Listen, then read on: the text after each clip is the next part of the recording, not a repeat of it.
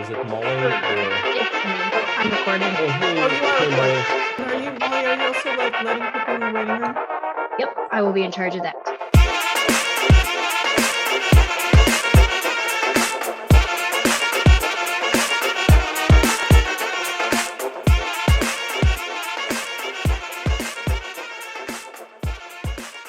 I'm present and I'm very excited.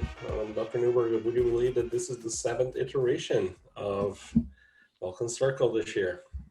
Yay, well, this semester is going by really quickly. Yes. So I think, people will still be filtering in, but we might as well go ahead and get started. Absolutely. My name is Mary Newberger. For those who don't know me, I am a professor. There's Chris. Hi, Chris. Sorry, I just noticed you.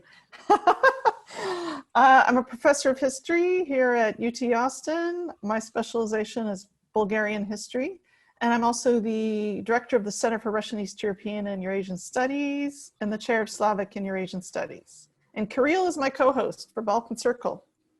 Thank you very much, Dr. Newberger. My name is Kirill Avramov, and I am an assistant professor at the Department of Slavic and Eurasian Studies, and also a proud member of CREASE, our center. And I'm delighted on this a bit gloomy day in Austin to have our 7th iteration of Balkan Circle for this semester, where from literature and problems of post-Yugoslavian literature and culture, we will transition, and this is the beauty of Balkan Circle. I believe that we are covering such a wide topic of all things Balkan. And today we're gonna have a guest who will be talking about history, who will be talking about architecture and the very peculiar features of architecture from not such a recent history as most of our meetings have been or been talking recently. And we'll take a break a bit from politics, although architecture is an expression of power and politics. So probably we will not be that removed. And without further ado, Dr. Newberger, I'll give you the chance to introduce our speaker for today, Stefka Kuneva. Yeah, just a brief introduction. Stefka is currently a master's student in the architectural history program here at UT. She has a bachelor's degree from Florida Atlantic University in architecture, a professional degree, and also a bachelor's degree in computer science from Gabrovo, Technical University in Gabrovo, Bulgaria. Gabrovo is one of my favorite cities in Bulgaria, actually. It's known. Way. I love Gabrovo, and Gabrovo is known for its comedy, humor.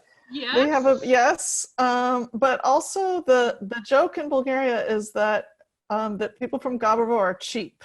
That's Stingy. right. It's a stereotype. Stingy, yeah. There's Stingy. always joke That's about kind of people, like yeah, which is kind of funny. But yeah, it's a beautiful town, the Balkan Mountains. So take it away, Stefka. We're really excited to see your presentation today. Thank you. Thank you so very much for this introduction. Good afternoon, everyone. Greetings from Florida. Thank you for inviting me and having me as part of the presentation series this semester.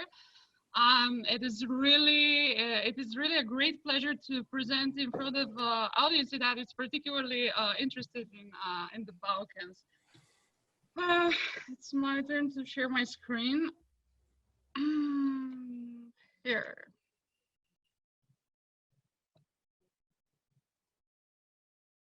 Okay. How is on your side? Yep, we can see it. It's great. Good.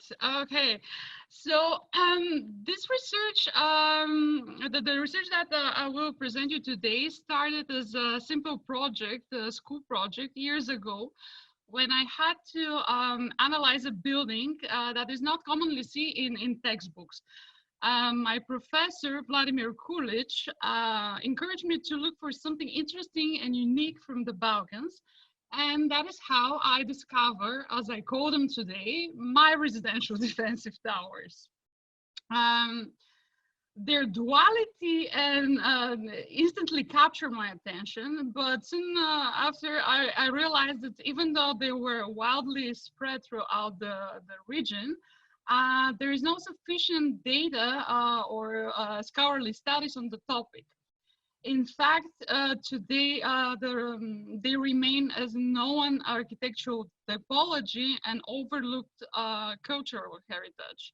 Nowadays, although we can see, we can find residential defensive towers, most of them are particularly are partially or entirely destroyed.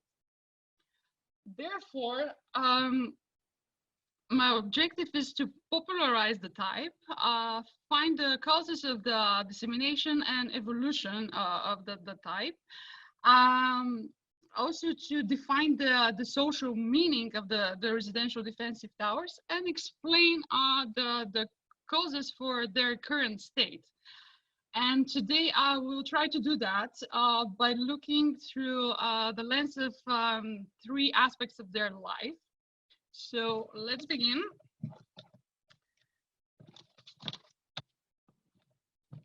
For the majority of us, the proverb "my home is my fortress" is a simple metaphor. However, in the Balkans during the Ottoman rule, the city silhouette was outlined not only by the multiple minarets and domes of the mosques, but also by the tall and powerful bodies of the fortified houses of the Ottoman elite. Today, these buildings are known as residential defensive towers or kulas. The word derives from the Persian kul, meaning mountain, peak, castle, or fortress, and the Turkish word kule, which means watchtower or simply tower. The residential defensive towers present a specific architectural type that combines dwelling and defense. There are single family fortified houses built for active and passive defense and permanent use. The most interesting fact about them is that they existed within the urban context as part of the urban fabric rather than as parts of fortresses, monasteries, or other larger complexes. In order to follow up with the changes in the appearance, the significance, and the social meaning of the residential defensive towers, we first need to know their primary characteristics. In their basic form, the kulas are massive stone masonry structures, simplified in shape, usually 3 to 4 stories, square in plan or close to square. In order to achieve the defensive height,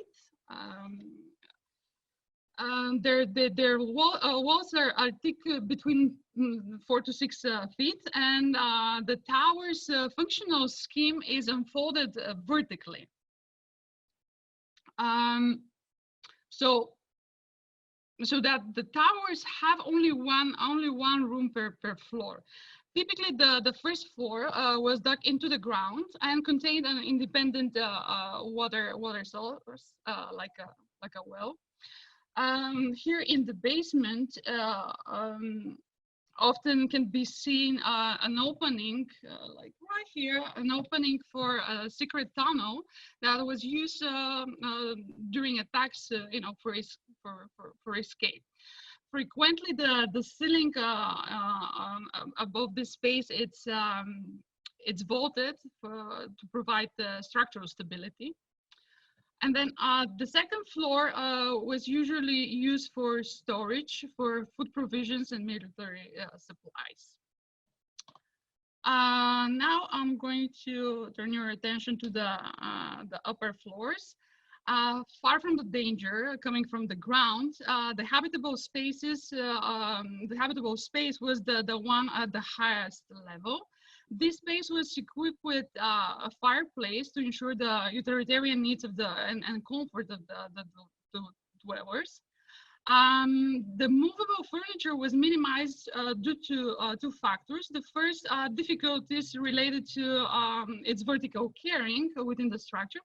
And the second is because of its flammability. Instead of wooden cabinets, instead the wooden cabinets were substitute with functional niches, like this one, for example.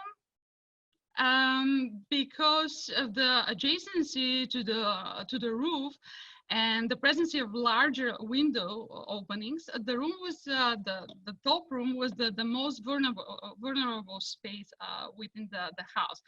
And again, for this reason, it was separated from the rest of the house through a double floor filled up with fire-resistant materials, right here. Again, for this defensive purpose, the entry door was elevated, as you see, 5 to 7 feet above the ground. The access to the house happened through a movable ladder. So once a person enters the house, he would pull in the ladder and thereby hinder the access for others into the house. The towers were intended for active defense, and therefore, they have these typical features for the military architecture. One of them is the machinoculations, or these openings here between the supporter guardrails, through which one can drop stones, hot boiling water, oil star, and other materials over the attackers. And also the other characteristic feature is this embrasures right here, this narrow splits for shooting. Now, since I familiarized you with the common appearance of the residential defensive towers and their main characteristic, I can move forward and tell you more about their life. As you may suspect already, what dictated the residential defensive towers' existence is the logic of individual defense and social hierarchy within the Ottoman Empire. Their function, evolution, and appearance are a reflection of the political and social dynamics and aesthetic traditions in the Balkan provinces of the Ottoman Empire. As I said, I'm going to present the residential defensive towers by looking at 3 aspects chronologically, up to the extent that this overlapping aspects allows me to do so. So first, we're going to look at the prototypes and the adaptation of the residential defensive towers. Then we're going to look at the new construction and dissemination. And at last, we'll see how the towers went through a reformation. So, the residential defensive towers have inherited their architectural features and purpose from the medieval monastery and fortress towers. The monastery and fortress towers served as a temporarily, I'm stressing on the word temporarily, shelters and provided dwelling conditions during attacks. Although they were not part of the urban aggregate and they differentiate in size and capacity, the monastery and fortress towers are considered prototypes of the residential defensive towers because they share the same common dual functionality, namely defense and dwelling. First suggested that Professor and architect Luben Tonev in 1952 in his book Towers and Belfries in Bulgaria, where he placed the monastery towers in a sub-chapter within the chapter about the residential defensive towers. Next, Professor Božidar Dimitrov, a prominent Bulgarian historian, made the statement that the residential defensive towers are successors of the pre-Ottoman fortress towers. In fact, many historians support this statement. So here there are some examples of pre-Ottoman monastery towers, and 2 examples of fortresses with with towers that were, I mean, this one was converted later for the Ottoman use. So Vršac fortress in Vojvodina, Baba Vida fortress in Vidin, Bulgaria, the monastery, Rila Monastery, which is located in the Rila Mountain in Bulgaria, and Zagreb Monastery in Mount Athos. So with this slide, I would like to stress on the difference in size and context between the residential defensive towers and the prototypes. So here we see a residential defensive towers from 17th century. I'm sorry, from a little earlier. And we see its central location within the city. And this is the Herero Tower in Rila Monastery, and we see how isolated from the urban context is this tower. The appropriation and adaptation of the towers began with the invasion of the Ottomans in the Balkans, which in the different countries happened within the period between 14th and 16th century. During this period, the Ottomans appropriated pre-existing towers and adapted them for the needs of the Ottoman administration. In other words, they accommodated the towers for permanent habitation, but they also integrated the towers into the urban context. And now I'm going to explain how that happened. When the Ottomans arrived in the Balkans, and they established the Timar system, according to which all the arable land and everything is Sultan's possession, and it's considered state property. The Sultan distributes land for feudal use to Ottoman officials and as a means of compensation for military and government service for the period of their duty. Later, Selim II, the son of Suleiman the Magnificent, continued this process of appropriation with a set of legislative acts for the confiscation of monastic properties, including monastery towers. Another important moment of the story is that upon their invasion in the Balkans, the Ottomans also turned down the city's defensive walls, manifesting the new reign, military strength, and the Sultan's authority. And thereby, the Turks eliminated the barriers between the pre-Ottoman towers and the city aggregate, and allowed the integration of the towers into the city, or the formation of settlements around these towers. The formation of such settlements is evident by the fact that many villages and towns are called Kua, or their name contains the word Kua. Thus, the Turks integrated the towers physically and socially into the city. The examples of this that illustrate that process are innumerable, and here we're going to look at some of them.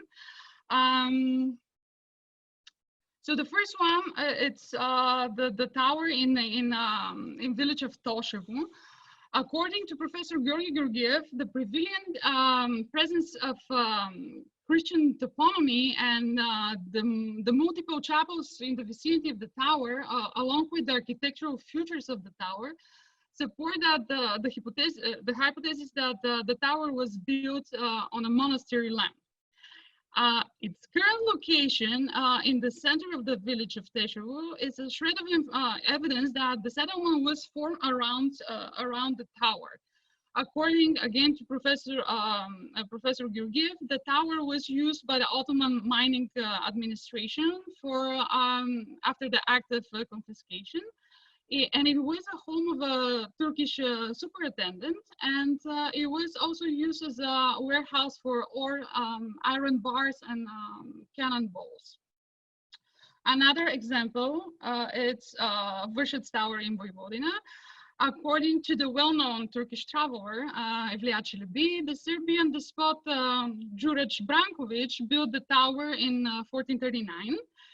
And after the conquest in 1552, the Turks converted the tower to a military garrison that, as Evliya Çelebi says, It consisted of 2 aga, one aga, 2 Ottoman officers, and a few Serbian mercenaries. The next example is the Pergova Tower in Kyustendil. It is also a pre-Ottoman structure.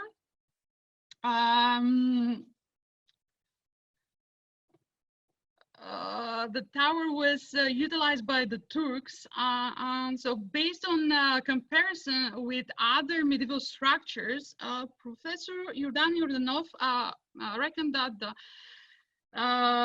the tower dates back to 12th or 13th century, when it was used as a warehouse for weapons. During the Ottoman rule, the structure was converted to a house for local feudal lords.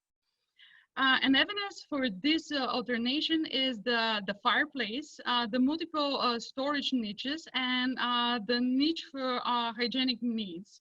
All of them intended to ensure the comfort upon permanent habitation. From the image, becomes clear that the tower has a central location within the city, as well as this one. This is the Tower Maro in Daphne, Greece. It was built in 12th century, but in 1451, Mara Brankovic, then known as Sultan Maria, or the wife of Murad II, remodeled the tower and made it her residence. The last example that I'm going to give you is a tower which, according to a report from this one here, according to a report from the annual conference in Kazanluk from in 2015, was built in 13th century, but later the Turks established a settlement around it. That today it's a neighborhood of city of Kazanluk, and it's also called Kula. So with these two examples on the top, I wanted to exemplify how towers were initiated the formation of settlements around them, and the 3 examples on the bottom exemplify the process of appropriation and adaptation of pre-existing towers for the needs of the Ottoman administration. With all these examples, I've aimed to illustrate the process of adaptation and conversion of pre-Ottoman defensive towers into residential defensive towers, as I defined them at the beginning, and namely freestanding fortified houses, part of the urban environment. Next, I would like to explain the reasons for the new construction and dissemination of the residential defensive towers. The need of residential defensive towers was conditioned by the political changes in the Balkans. The new urban organization, and in particularly the destruction of the city walls, shifted the concern for defense from a state level to an individual level. The Timar system took the land ownership from the Balkan pre-Ottoman aristocracy and gave control over it to the Ottoman officials, who had to be Muslims by law. We all know that in the Ottoman Empire, Islam was the official religion. The Muslims, who were not necessarily ethnic Turks, but also Muslim converts, had more privileges and rights than the non-Muslims in the empire, who were subjected to higher taxation and were restricted in terms of social growth. So this inequality virtually set the Ottoman ruling class in the Balkans living in a hostile environment. This determined the need of self-protection, and the residential defensive towers occur as a response to that demand. They were naturally integrated with the townscape because of their ability to express visually dominance and class superiority through their massiveness and tallness. It is interesting that if the existence and exploitation of the residential defensive towers speak of political or class tension, then other aspects of theirs reflected the cultural exchange that happened in the newly joined state. On one hand, from lingual standpoint, as I mentioned earlier, such a example is the fact that the word kuwa came from the Persian through the Ottoman languages and displaced the Greek word pyrgos and the Slavic word stu, both of them meaning towers. On the other hand, the acceptance and the preservation of the residential defensive towers vertical organization, it's another interesting phenomenon too. Because the one-room vertical arrangement of the towers supposedly conflicts with the gender segregation in the Muslim society, but despite that, it was accepted and kept for centuries. So later we'll see other signs of cultural exchange through the architecture of the defensive towers as well.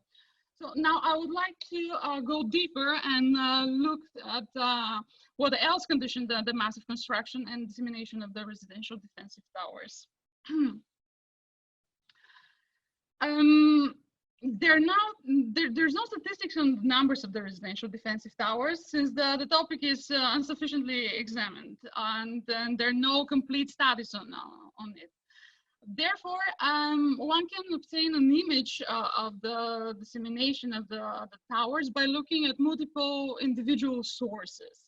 For instance, Radosveta Kirova mentions about 280 residential defensive towers in her dissertation focused on the Ottoman era. In a publication from 1954, Hamdija Krishlakovic, a Bosnian historian, listed over 110 kuwas only from the territory of Bosnia and Herzegovina. And as he said, they were built by the Turkish feudal class. He also says that when the construction has begun, it's unknown, but there were such towers in 17th century, and they were built until 19th century. Another article claims that there are about 800 residential defensive towers in Mani, Greece, and the construction of the towers intensified in 18th and 19th century. One more article about the city of Gjirokastra, Albania, states that the fortified houses in the city date back to the Ottoman period, and they're over 500. It is certain that in Kratovo, a city in North Macedonia, there were 12, and they all were inhabited by wealthy mining families. So the kuwa's extensive presence, it is also testified in the literature and the folklore. For instance, the travelogues of in the Balkans, in his travelogues in the Balkans, Vliachevsky often talks about residential defensive towers, and he says that there is at least one in each village in Macedonia. Nikolai Haitov, a Bulgarian writer who is known for his research on the Bulgarian Revolution, mentioned residential defensive towers in his short story Rumena Voivoda. Hamdija Krishlakovic also gives examples from the Bosnian folklore. The first one is a song that goes, the tower is eight story tall, two of them chatma, meaning that two of them were frame constructed. He also gives us this proverb that says, time builds towers here and there, time builds them, time destroys them. Thereby, through these multiple examples, we can see that the kuwas were an integral part of the Balkan landscape and vastly spread throughout the region. Besides the basic reason for the coup's occurrence, namely the need of self-defense and representation of power, a few other factors determine their massive construction. One of them is the specifics of the Ottoman polity.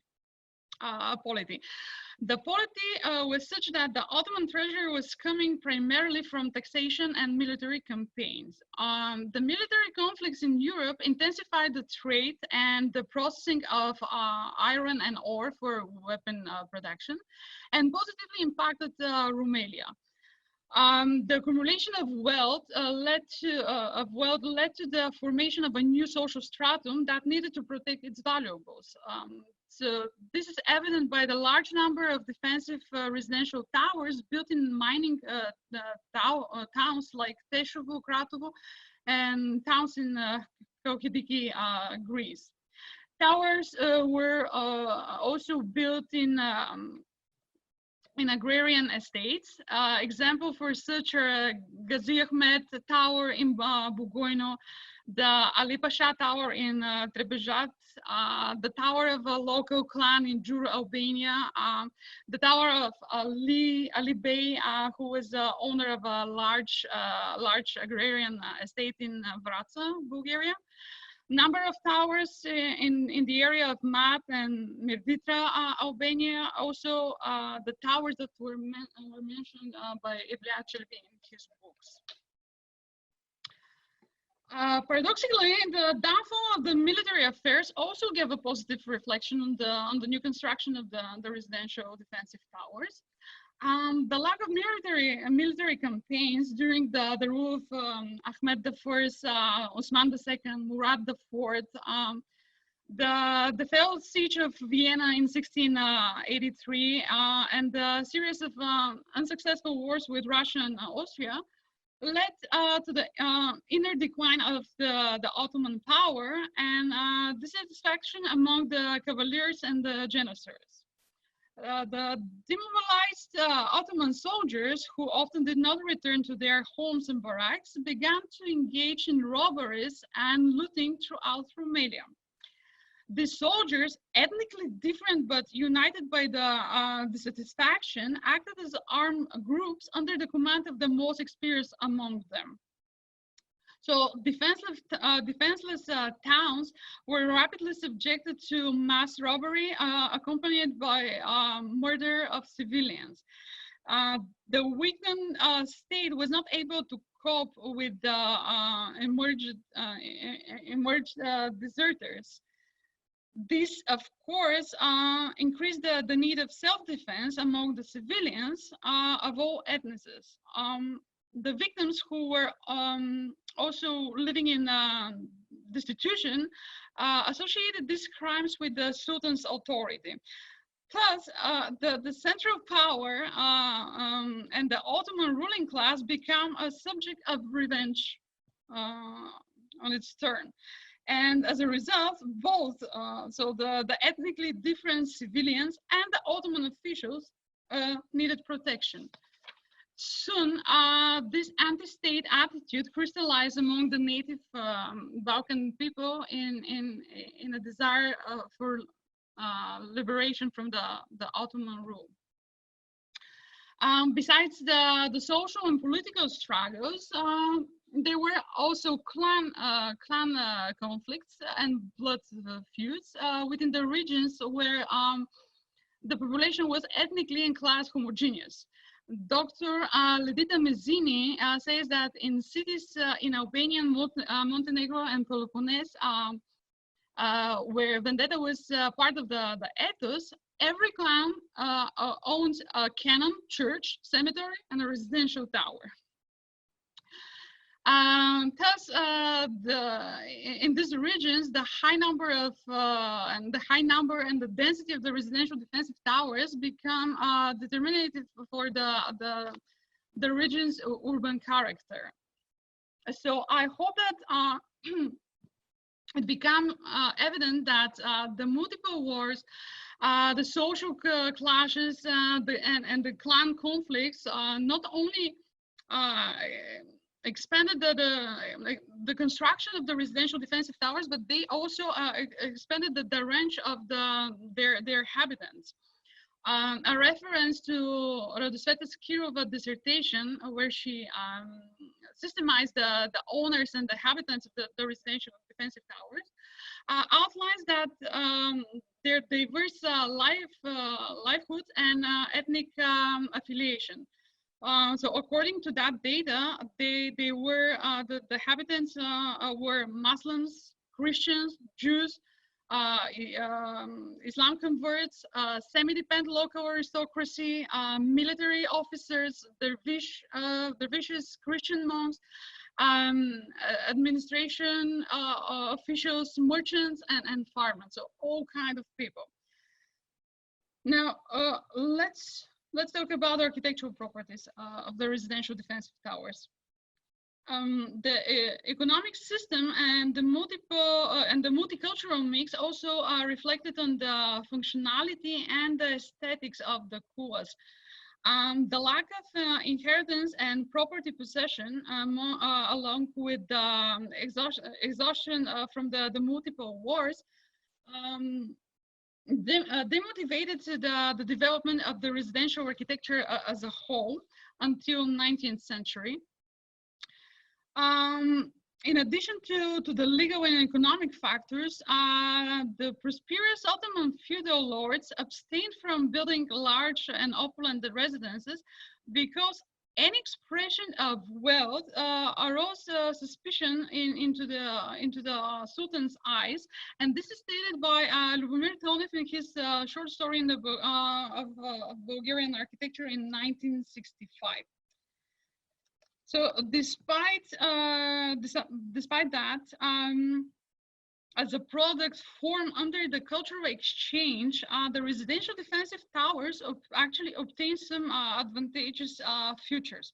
For instance, influenced by the Islamic bathing traditions, the towers often were equipped with sewer system, wash basins, and hygienic niches. Even Ivan Petrinsky, in his book The Real Story of Bulgaria, says that during the medieval ages, before the Ottoman conquest, in the Balkans, even that the hygiene among the whole nation was enviable, the baths were still only public. Therefore, I believe that it's reasonable to believe that the presence of baths in the residential defensive towers, it's a cultural impact that comes from Asia Minor. Also, considering that the towers were constructed by local builders according to the local traditions and techniques, I believe it's an interesting it's an interesting sign for such a cultural exchange, the use of Ogi arch, that it's typical for the Islam architecture. So you see on the facade, and you also can see within the interior of the tower. As I mentioned earlier, the residential defensive towers remained severe and expressively defensive until 19th century. But in 19th century, they went through a series of transformation. At the end of the Ottoman era, the towers gained a new appearance, and the charming stylistic of the vernacular house displays the severe medieval character.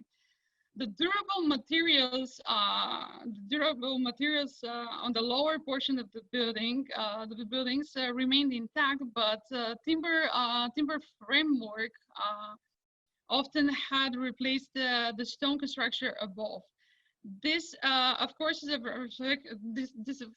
reflected on the interior space as well. So the functional scheme unfolded horizontally, as you see from the floor plan, as multiple rooms occur on the floor. Modern spaces for leisurely bedrooms, balconies, elaborated the functional content, providing more comfort and sunlight for the inhabitants. We can logically assume that this transformation is directly related to the socio-political climate and changes in the Ottoman Empire. As we all know, in the 19th century, the Ottoman state began to experience a decline due to the morally obsoleted army and the feudalism. The first made the empire uncompetitive with its counterparts in the West, and the second one was causing instability inside of the empire. In other words, the two main pilasters of the state economy were falling apart. The need for radical transformation and modernization became urgent. The reforms emerged from the mind of Sultan Mahmud II and his son Abdul Majid I, and also European educated bureaucrats who recognized that the old institutions no longer meet the needs of the empire. The reform sought to enhance, to emancipate the non-Muslim population and integrate it by enhancing its civil liberties and granting equality throughout the empire. Being forced to recognize the supremacy of the Western powers, the Ottoman intellectuals attempted to bring balance between the West and the East within the Ottoman state framework. So thereby, the secular law replaced the religious law. The banking system was reformed. Modern factories were introduced within the production industry, and new trade relations were established within with the Western world. Along with the civil rights, the reforms led to blossoming of the handcraftsmen and the trade among the non-Muslims. The financial prosperity and international trade allowed them to reside and obtain education outside of the empire, where the climate for conceptualization of the national liberation was very advantageous. Thus, two groups were formed within the Ottoman society. The first group is the group of the progressive Ottoman Turks, advocates of the modernization, and the second group is the group of the new Balkan bourgeois, which sought for national liberation. For both of them, the modernization, sometimes interchangeable with the westernization, was desirable. The modernization was sought through reforms in the educational system, implementation of technologies into the production, development of the infrastructure, and establishment of newspapers and book production. In other words, the modernization was the only way to freedom, comfort, and awareness. And in fact, these three variables are exactly what the residential defensive towers from this era celebrated and manifested. The tower's diminishing defensiveness suggests a more peaceful environment, equality, and less fear and threats. The proximity to the residential architecture increased the comfort for the habitants. The presence of different private and public spaces, service and recreational rooms, porches and verandas shows changes in the daily routines of the habitants. All this suggests that the habitants shifted their focus over the quality of life. For example, Larger windows and balconies indicate the beginning of a different way of communication with the environment. They become a means of visual and social interaction. So, for example, large windows bring the nature inside of the house, but they also allows the social communication, meaning that while someone is sitting by the window, he can see, and also he can be seen. The windows and the balconies brought more air, light into the space, and sense of freedom. The verandas often were places where the families would come together. The family would come together and eat and talk. After the towers lost their defensiveness to a certain degree, of course, from means of protection, they become an expression of wealth and lifestyle. But not only. The presence of curtains, chandeliers, wood curved ceilings, movable furniture, decoration, opulence, speak not only about the aesthetic attitude, but they also are an expression of ideological affiliation, meaning that they were expressing the aspiration for modernization or westernization, also the aim for freedom and intellectual growth. So let's look at some of the examples from this period. This one, it's the Shimshid Bey Tower, which was the home of a Turkish wealthy landowner. The tower in Sarajevo, built by for Ibrahim Bey, was a protected home for him and his harem. The tower, Angel Voivoda, belongs to Angel Karayotov, who was a leader in the national liberation movement. And also, Stefka, sorry to just to ask, like where are those located, and in which, are them yeah, all I'm in sorry. Bulgaria? Yeah. So this one is in Bulgaria. Yeah, this is close to Sarajevo. It's the settlement. So for you, I can say that it's close to Gara Septembri. Yeah. Shimshid Bey, it's close to, this is a village of Ledenika, which is close to Ternopil. This is close to Asenovgrad, and this one is in Albania, in the city of Girokastra. Okay, thank you for the clarification. It was just became interesting because. Thank you for asking me, actually. So yeah, as I mentioned, this one is located in Albania and belongs to different wealthy individuals, merchants and officials. Officials, yeah. So to summarize, when the Turks came into the Balkans, they appropriated and adapted the towers for the needs of the Ottoman administration. Thus, they converted the towers into fortified houses for permanent dwelling.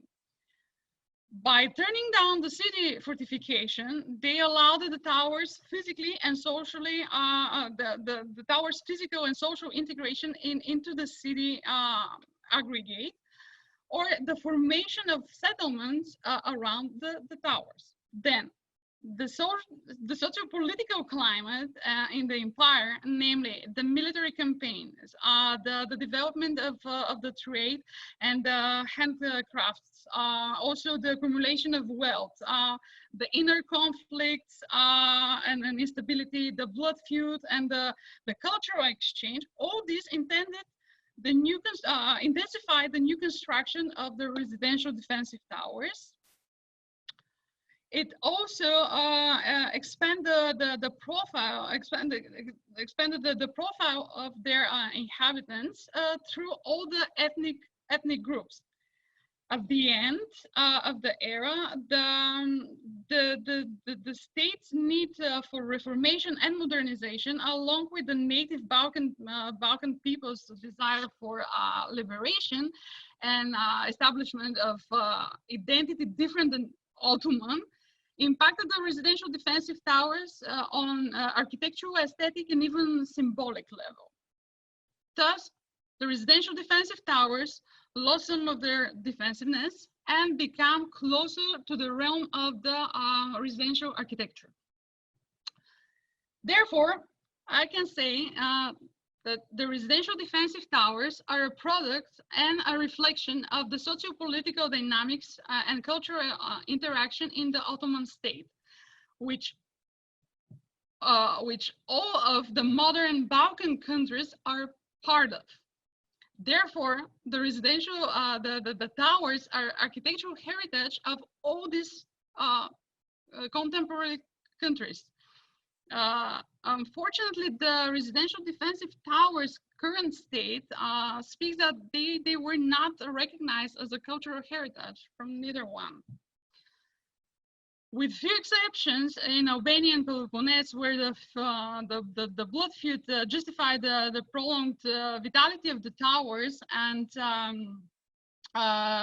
consequently their preservation as a vernacular architecture, in the rest of the Balkans, in addition to the discontinuation of the construction, the residential defensive towers almost disappeared. Indeed, the termination of the construction can be probably explained through the no longer need of defense, and also with the very inconvenient for everyday use of vertical construction. But on the other hand, considering the historical and testimonial significance of the residential defensive towers, the question about their destruction is debatable. Out of hundreds, even I would say thousands of residential defensive towers built during the Ottoman rule, up till nowadays, only a few dozen have survived in their whole how to say in their whole form. And even less than this number are smaller than this number are well maintained to exemplify the architectural type. So documentation and witnesses state that a large portion of the residential defensive towers was demolished during the city's modernization. For the rest of them, we can assume that they were they have come just victims of the authorities' neglectful attitude, and they have simply turned into ruins. The insignificant number of scholarly studies and text materials also confirms the lack of interest in terms of their existence and preservation. So, for this reason, my further studies objective will be to the cause of the destruction of the residential defensive towers, as well as the level of intentionality and the mechanisms through which that process happens. The fact that the residential defensive towers are not recognized as a valuable cultural heritage in the Balkans, and they're not, and there's no official strategy for their preservation, unlike the Ottoman houses, for example, make me think that they have become victims of the polity that had aimed to vanish the Ottoman heritage and break the links to the Ottoman past in the Balkan countries, when the Balkan countries were seeking for national identity. Following that line of thoughts, I believe that my study is important because it popularized the towers and represents them as a reflection of an era that is part of the historical past of all of the contemporary countries in the Balkans. I reckon that the destruction and the oblivion of the residential defensive towers, it reveals the incapability of the modern Balkan countries to talk about their common past objectively and outside of the context of the national identity. So for this reason, I believe that the matter of the recognition and the preservation of the residential defensive towers has a larger meaning as a step toward the acceptance of the common past, which in my opinion is the only way to protect the built legacy and also to overcome the national frustration and ethnic intolerance in the Balkans. Thank you very much, Stefka. Thank you for your presentation. Yeah. Dr. Neuberger. Yeah, Stefka, do you want to stop sharing here? Sure. Yeah, okay. Stop sharing. You should be up at the top. Yeah, okay. All right, well, I want to invite questions from everyone assembled. Does anyone have any questions to get us started? If not, I will ask one. I have mine, you know, so. Actually, actually, why don't we go with Milan has his hand up. Go ahead, Milan. Hi, first of all, Stefka, that was a great presentation. It was funny. I wasn't expecting to see Vershans again today. And then I'm like, oh, wait, I was just there seeing all this stuff. But thank you. Your presentation got me thinking about, you know, how in the 19th century, there was a transition of Balkan nationalities going towards, you know, the creation of sovereign nation states. I was wondering if that paralleled with the architecture and how they kind of started incorporating more elements from other European civilizations away from a strictly Ottoman and a military role. And did you see this co-opting of architecture into modernization politics? Through the lens of the Ottoman, through the lens of the residential defensive towers, yeah, I can say that I've seen that. I think again this presence of decoration, furniture, and again the lighter construction materials and everything speaks for some openness and also aim to establish again different how to say it, a different identity to break up with the Ottoman identity, to break up with that part of with that time and that part of the history. It's so interesting they're using Ottoman structures to differentiate. I love to use the word Ottoman because I think that describes the best what is it. It's not Turks. It's not Turkish. It's Ottoman. It's something that existed in a particular time within the history. Okay, and with that term we can identify certain contemporary states. But again, it's a different statehood that existed in certain time. Of course, no, thank you so much. Thank you. I hope I answered your question. Oh, you did excellent, yeah. Yeah, can I actually build, since I get a call on people, I wanted to kind of follow along that line of questioning. I'm kind of wondering about that. Like, I mean, later, like if you're thinking particularly about the so-called like revival houses, for example, in Bulgaria, which are these stone bases, timbered, you know, construction on the top. You know, I mean, it seems to me those house, you know, like, I mean, I can talk about Plovdiv in particular, where you have like a really nice collection of those having been preserved, that those houses, many of the houses that Christians lived in were actually purchased from Turks. And although Christians also built many houses and of course lived in this quarter, it seems to me that it was about a shared Ottoman elite culture at the time, rather than trying to establish something distinctly Bulgarian in terms of, you know, what people were. And it was one that certainly dappled also in Western culture in terms of furniture and certain kind of elements. Mhm. But even that in many ways was coming via, you know, via Ottoman elites who were also doing Western borrowings at the same time.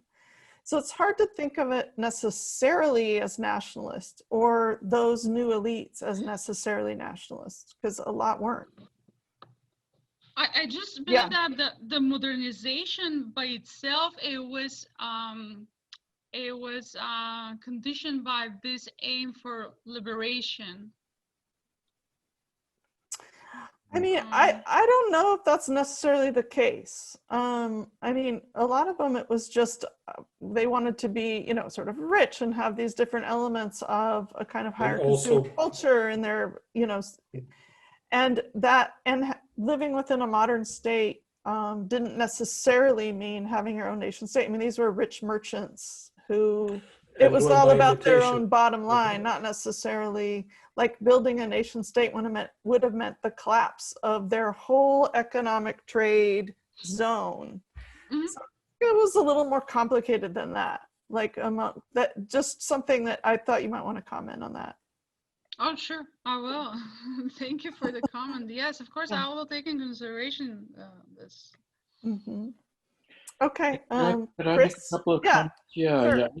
I actually wanted to comment more than question.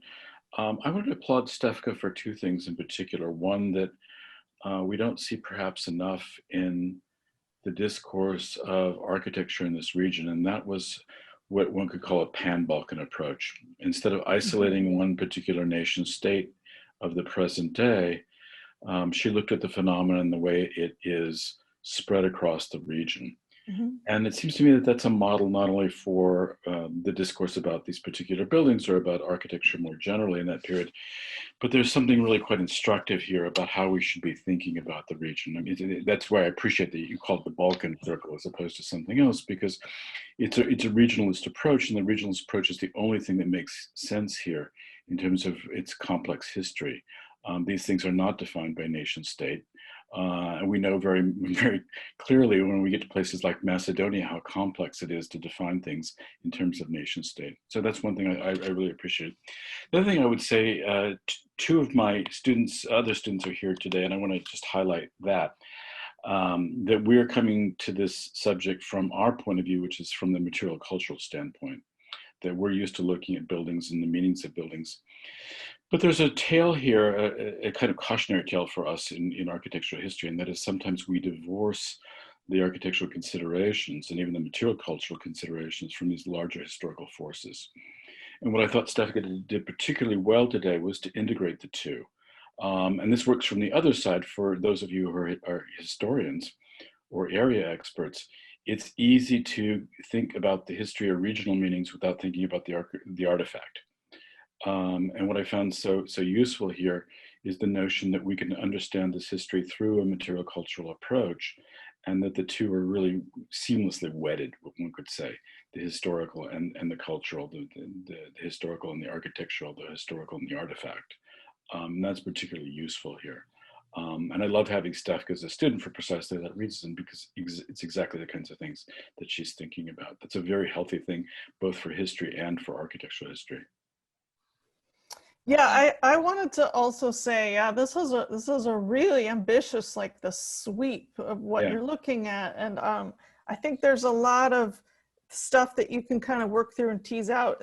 You know, obviously this is your master's, you have a lot of time to continue to work on this. So, you know, I'm hoping this conversation here might help you think through some of the details. And I have other comments too, and questions, but I just want to make sure. Like Kirill, you said you had a question. Maybe others have questions. Yes, Mary. First of all, Stefka, thank you very much. Благодаря много. I also think it's a broad, very ambitious, very impressive project. And multiple thoughts were running through my mind. As a political scientist, one particular thing caught my attention. I'll start backwards. Well, first of all, just for a non-historian, non-architecture layperson, in one sentence, what makes those towers unique? In a sense, are there analogs of those outside of the Balkans? That's one thing that I wanted to know. And number two is, you were talking at the end about something very important about preservation of material history. And as I've started, our conversation today, I believe that, and you covered that really well, and now with the comments of Professor Long, about the relationship between culture, politics, power, and its reflection in living, standing buildings in this case. Would you tell us about how are those preserved in Bulgarian Albania? Because I saw two examples today. Like, what is the state or non-state actors doing in order to preserve those very specific examples you were showing us? So first, what makes them unique? Do we have examples anywhere else out of this specific region? And what are the state or private foundations, private citizens, or are they preserved in any particular way? Okay, I'll start with the first question, and thank you for both of them. Yes, I do know similar structures in regions like Armenia, Georgia, and that region of the world, but they predate the Ottoman conquest, and I have to be honest that I haven't studied them. What makes them unique is again the fact that they exemplify architectural type that combines dwelling and defense with on the personal level. As I said, they're single family houses and they are part of the urban fabric. So I believe this is really unique, to see such a structures within the urban fabric. It's quite unique. There is an analog, Stefka, in Italy with the towers, for example, in San Gimignano, for example. So it is worth remembering that there are other things that are analogous, though not quite the same. I agree with you that there's a uniqueness to these, but it's not entirely unique to have defensive towers that are occupied in that way as single dwellings. I agree. I agree that there are analogs throughout the world. Just I find this one first not studied enough, and again they are a reflection of our history, and as such they have to be preserved. I mean, some attention needs to be paid on them. Are there any other questions? If so, I have more. Well, actually, I was thinking more about like, so when you were showing some of the earlier images, it did seem like these were in not bigger. I don't know the size of what those size of those cities had been at the time that they were built, but they're not necessarily like, what became the larger settlements in Bulgaria. But then later, when you look at the revival houses, those are in places that became kind of larger settlements. You know what I mean? So like, if the Plovdiv houses within those settlements, there's not just the revival house, but also the walled courtyards. And then gates, so it becomes a whole sort of spatial plan, not just that one structure, but they're part of a web spatial plan. And even some neighbors had gates in between their walled, things to get into other people's compounds. But so I guess I'm wondering if were the earlier examples more sort of, rural in the sense of like it's within a town, but not a city when there's just one? And then later with the 19th century examples, is it more like condensed urban space like Gjirokastra, where there's a whole like town of those? Or are those just the ones that have been preserved, I guess? But so in other words, is there a change altogether in spatial? Are you looking at them within city plans as well? Changing city plans?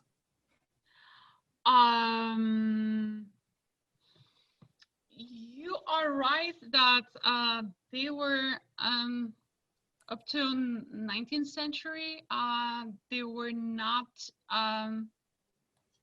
urban plan changers. They occur within the town, as the case with Kratvo, for example. You know, a mining settlement, which because of its specifics and livelihood, you know, conditioned the occurrence of the towers. But I just remember one of the examples, because I recently read about it, how around the tower, actually, the Turks established a settlement by building a mosque, a bath, and some institutional buildings.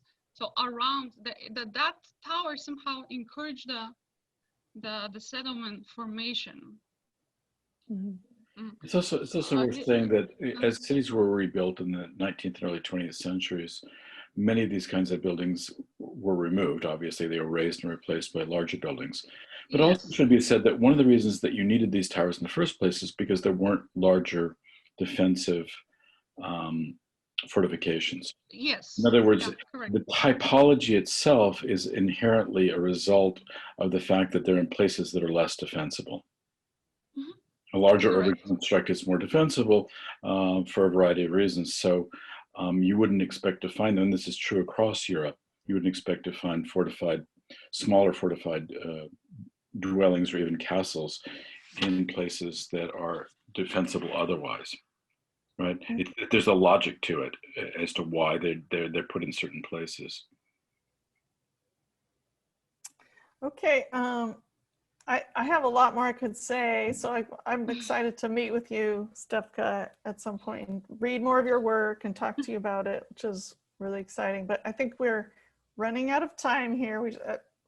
Vlad, I noticed your face just popped in. Did you have a question, or are there any other questions? Okay. Go ahead. So I just wanted to sort of second Michael's comment in the chat about Ismail Kadare's novel, and thinking also whether you wanted to bring in the literature, because there's this, you know, incredible mythology around the Kula, just as there is around the bridge. And that is also one of the ways that these structures are preserved textually, even if they're not necessarily preserved materially. Mm-hmm. So, you know, maybe thinking about that, you know, what is the story, you know, what is the story that your Kula tells, as opposed to, you know, these mythologies and even sort of modernist takes on these structures. Yep, you're absolutely right. But as Professor Neuberger already noticed, this research it's really ambitious. So I really hope that in the next 2 to 4 years we'll be able to answer all these questions. But yeah, you're indeedly right. Yes, I agree. Could I just add an observation? I mean, I also learned this from your presentation and over the past few years.